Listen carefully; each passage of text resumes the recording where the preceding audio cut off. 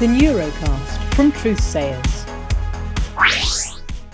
At Truthsayers, we gather data on how people feel about a vast range of subjects using two methods, implicit and explicit. Using implicit methods, we capture reactions in the non-conscious part of the brain, the place where our emotions and feelings are formed. These are the drivers that guide our behaviours and attitudes.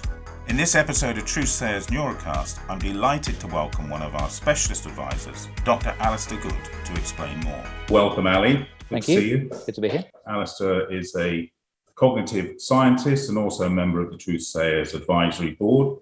And perhaps you could just tell us why you're involved with Truthsayers and what you think it's bringing from an academic and psychological point of view for organisations, why it's helping them. Sure. I mean, I've been involved in implicit testing now, or implicit research for nearly 30 years. I'm involved with Truthsayers because I think there's a real role for that kind of the techniques in that space. I mean, it's just that people can talk about themselves, but they're always going to give a representation of themselves rather than actually their true beliefs. And I think what proper implicit testing does, what Truthsayers does, is hugely important. In terms of implicit and explicit, the problem I've always found in business is that there's a lot of conflation between the idea of conscious and subconscious and implicit and explicit. And I was chatting to a professorial friend of mine, and we were sort of kicking around the idea of, how could we describe it? What is this difference?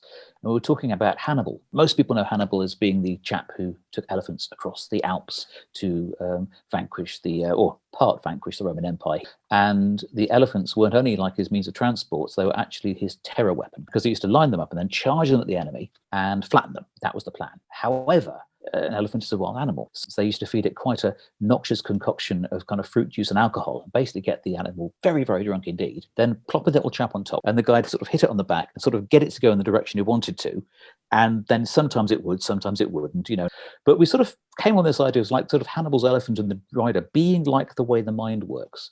And think of yourself, and think of the bit that you know of yourself, the conscious bit, as being like the rider. And that's a bit how the mind works about implicit and explicit. Explicit, think of the rider as being knowing, understanding, and having intention. But you've got this implicit side, all these other processes that go on beneath the level of conscious awareness that can basically take you off in lots of directions, get you to do things, get you to believe things that you may not necessarily think you actually want to believe.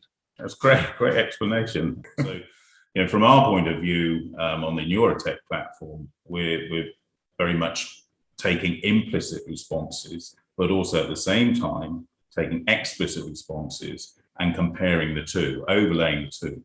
And as you have said in the past, cognitively, most of our explicit and implicit responses will line up because we're saying how we feel. The interesting and the difficult part, or the enlightening part, is where the implicit feelings don't match the explicit sayings that people are giving. And I think that's the area where people need to start looking at, and therefore why it's so important that we do actually try to get implicit responses from people as well as their explicit. Yeah, I mean, one of the finest examples I think I ever came up with in my career was working for a fantastic charity called Changing Faces. And they support people with a facial disfigurement. And we did some work for them quite a few years ago now, basically showing that, if you ask people, do you discriminate against people, or do you react to people differently depending on how they look? And of course, everybody said, no, of course we don't.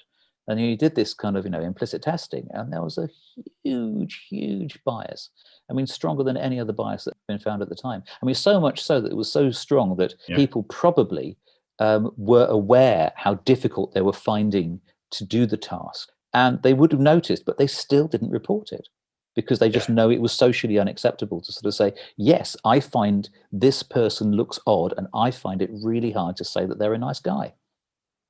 And I think when we're talking about implicit reactions like that and reaction time, what we're talking about really is an indirect method of measuring how people feel, as opposed to asking them. Because as you quite rightly say, if you ask people a question, it's not socially acceptable to give the wrong answer. Yeah, we all have a social mask that we put on to present ourselves. A chief executive said to me the other day that discrimination is becoming more covert because people are more aware that they shouldn't say things.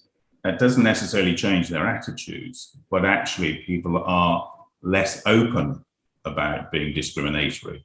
And to me, that's quite a dangerous situation, because far from reducing discrimination in the workplace, what we're really doing is almost burying it. People know they have these biases and they can't help them having these biases, but they find lots of lovely little strategies to try and kid themselves that those biases don't exist.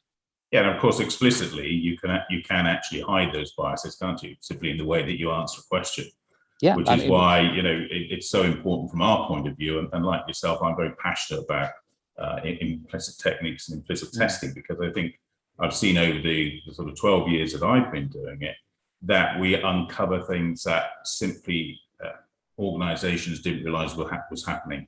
Yeah, and I think also, you know, from a research point of view, that people tend to be overly positive when they're answering questions directly for all sorts of reasons, because they want to please the person who's asking the question, or because they think they shouldn't say various things. And that, I think, is particularly relevant in the corporate situation. Sure. I mean, particularly in terms of implicit testing, there's lots of social reasons as to why people don't feel compelled to say the right thing.